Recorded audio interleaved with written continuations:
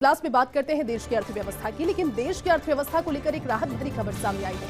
महंगाई कम, उत्पादन बढ़ा है, अर्थव्यवस्था में दोहरी खुशी है क्योंकि खुदरा महंगाई दर 25 माह के निचले स्तर पर 4.25% पर पहुंची।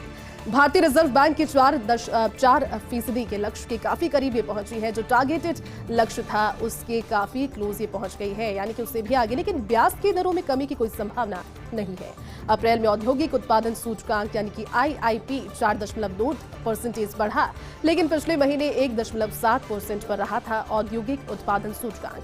कुल मिलाकर के जो लोग इसके ज्ञाता हैं, जो समझते हैं कि फाइनेंशियली किस तरह से उतार चढ़ाव जारी है, लेकिन अर्थव्यवस्था को लेकर के ये ओवरऑल देश की अर्थव्यवस्था को लेकर के एक अपडेट है, एक आंकड़ा है, एक डायग्राम है जो कि आप देख भी पा रहे हैं। इकोनॉमी को लेकर जिसमें महंगाई कम, उत्पादन बढ़ा, अर्थव्यवस्था में इसको लेकर दोहरी खुशी क्योंकि खुदरा महंगाई पर 25 महीने के निचले स्तर पर, लगभग 2 साल के निचले स्तर पर 4.25%, भारतीय रिजर्व बैंक के 4% के लक्ष्य के काफी करीब ये पहुंचा।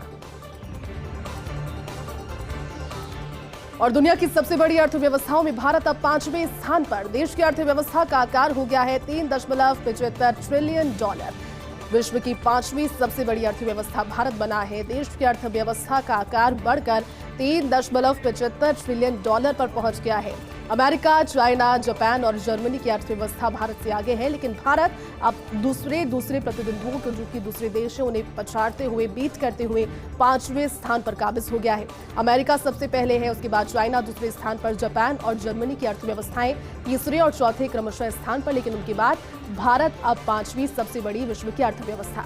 वित्त मंत्री निर्मला सीतारमण ने ट्वीट करके जानकारी दी। ट्वीट में बाकायदा लिखा कि 2014 में जब मोदी सरकार सत्ता में आई, देश की जीडीपी दर का आकार $2 ट्रिलियन था।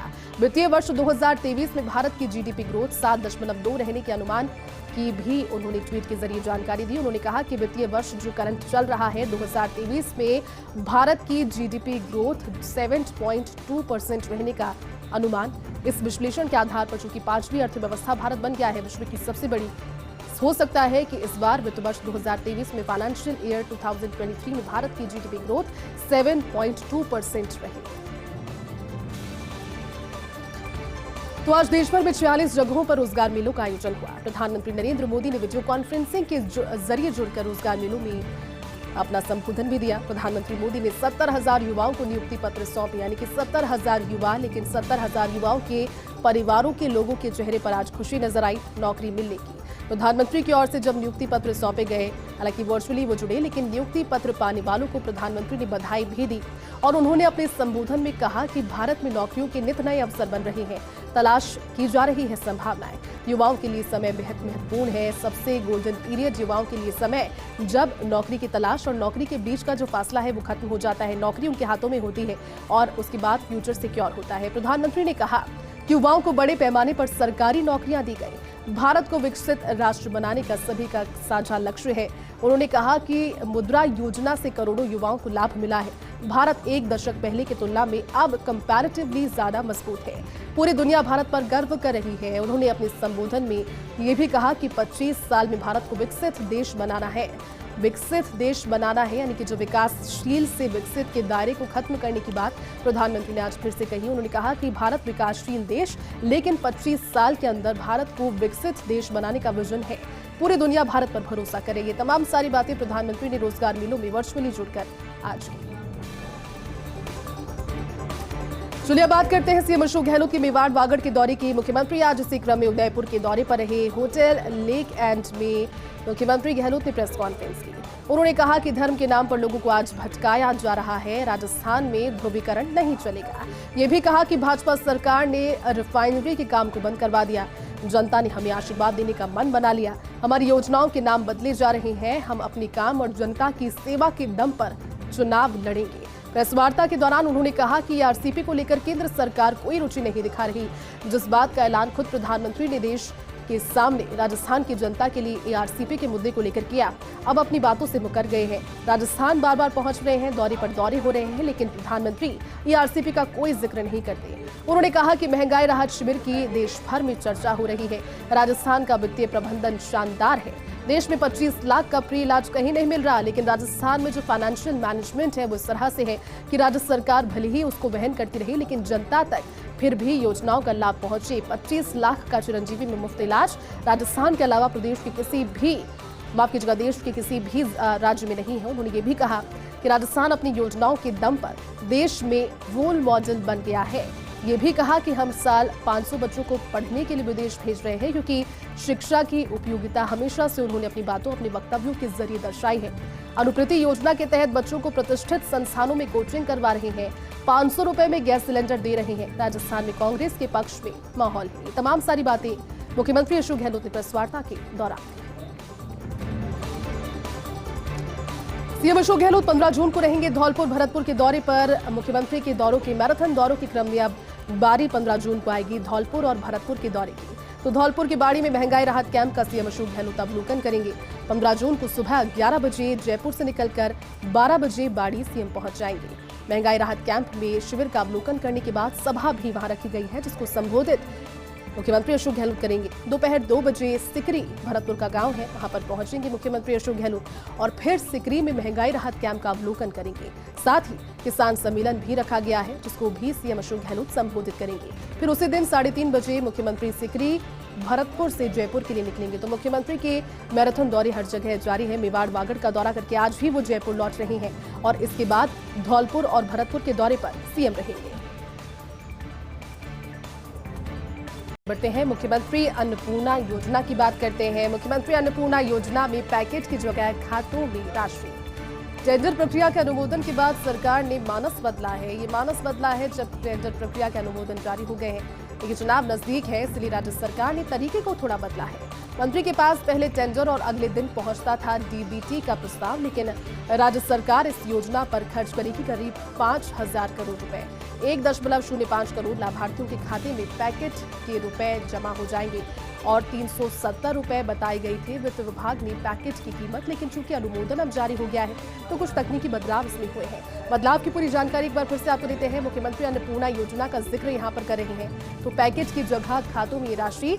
टेंडर प्रक्रिया के अनुमोदन के बाद सरकार ने मानस बदला है। चुनाव नजदीक, इसलिए इस राज्य सरकार ने तरीका बदला है। मंत्री के पास पहले टेंडर और अगले दिन इसके लिए डीबीटी का प्रपोजल पहुंचता था, लेकिन राज्य सरकार चूंकि इस योजना पर करीब 5,000 करोड़ व्यय करने वाली है, जिसके जरिए 1.05 करोड़ लाभार्थियों के खाते में पैकेज के रुपए होंगे। और जो अनुमानित आंकड़ा है, जो एक मोटा आंकड़ा है, वो 370 रुपए बताया गया है वित्त विभाग की ओर से इस पैकेज की कीमतों के बारे में।